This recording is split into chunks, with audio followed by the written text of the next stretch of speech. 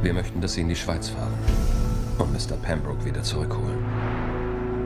Was wir hier anbieten, ist ein Prozess der Reinigung. Abseits der Zwänge der modernen Welt.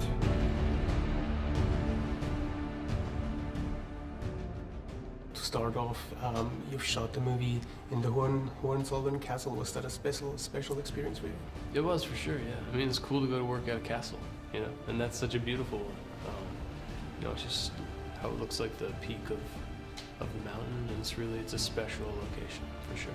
So in scary movies, foreign places seem to be chosen to be the location where bad stuff happens, in this case the Swiss Alps.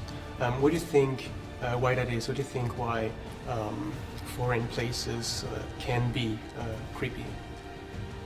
People are afraid of the unknown, I guess. I mean, ultimately it's a more compelling story if my character has to go far away to get this guy than just, you know, drive 20 minutes and pick him up from a spa down the street. So for you, what would you say was the most frightening scene for you to make?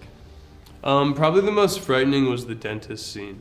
It was not very difficult to act that scene because it was just really scary to have that drill coming at my face, and you know, I didn't know how I was going to react, but you know, I ended up just squealing like a pig, and you know, I guess that's that, you know.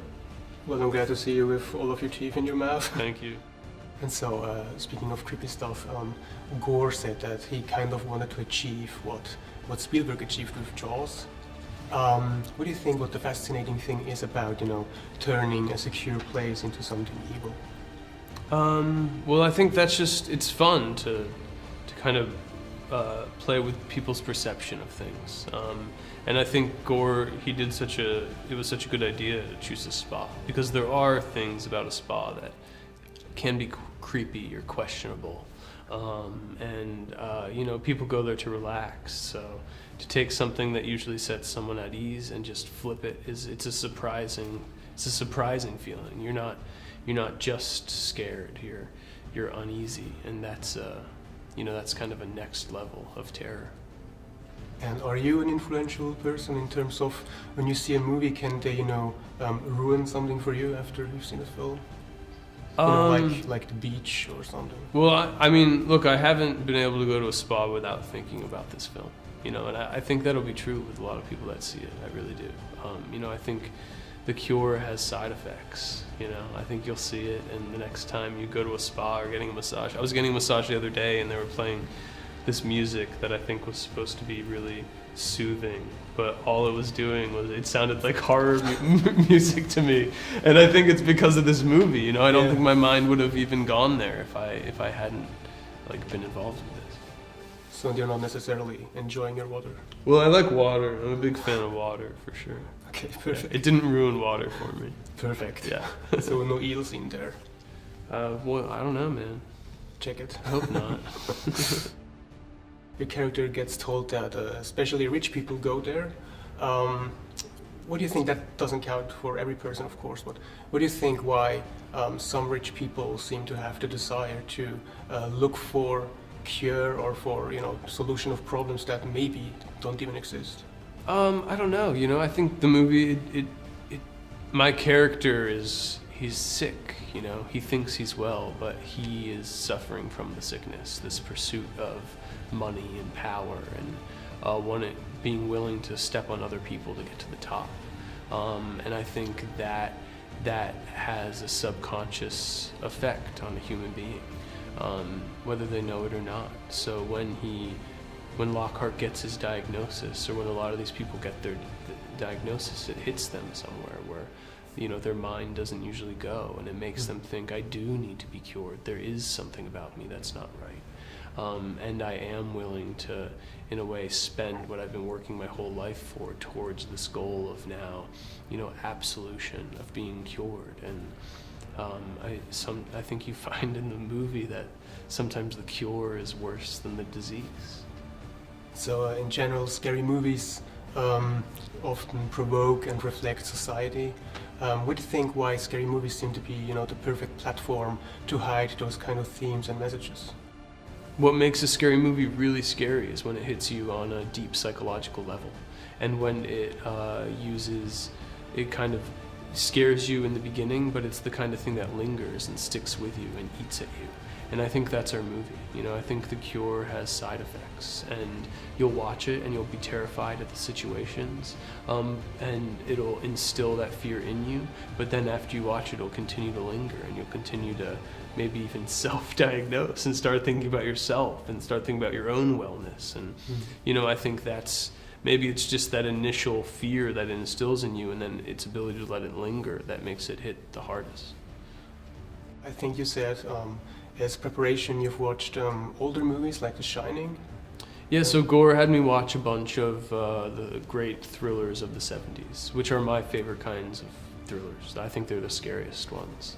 You know, I think they really earn their scares. And, you know, The Shining, Rosemary's Baby, The Tenant, The Omen, Rear Window, you know, those were all some of the movies that Gore had me watch just to kind of set the tone and to understand the kind of movie he was trying to make. So when those movies came out, they were all fresh, and those psychological thrillers were kind of new back then. Do you believe it's getting harder these days to shock and, you know, to surprise people? Well, I think it's harder to make an original movie. You know, it's hard to convince a studio to make it.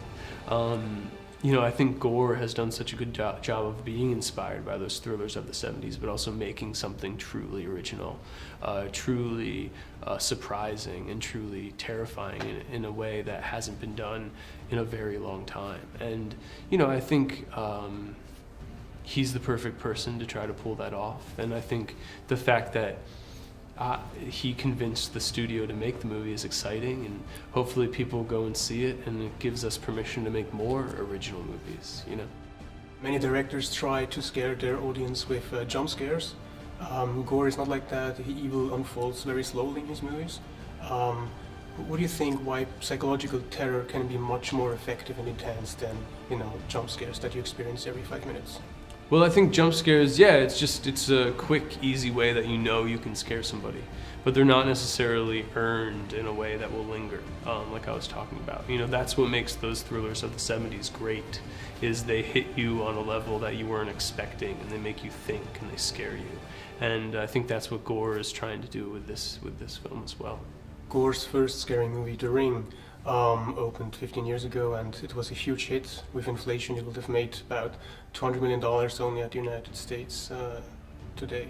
And this seems to be something which is very rare these days. What do you think what a scary movie needs to not only be appealing to horror fans, but to be appealing to, you know, to the whole audience?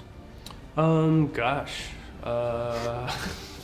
I don't know. It needs to be universal. You know, I think it has to be a universal message. It has to tell a compelling story, and it can't just be darkness and gore and jump scares. I mean, sure, those are great and do appeal to a specific audience, but when you find a movie with a universal message and with a story that is surprising and epic and mysterious and all of that, if you're really along for the film, for the ride, and you don't know what to expect, and it's really a well-crafted film, I think that you can make one that has wide appeal, I guess. Sie wollen mir einreden, ich wär verrückt. Was passiert mit mir? Das gehört alles zum Heilungsprozess. Es gibt keine Heilung! Akzeptieren Sie die Diagnose und Sie werden sehen.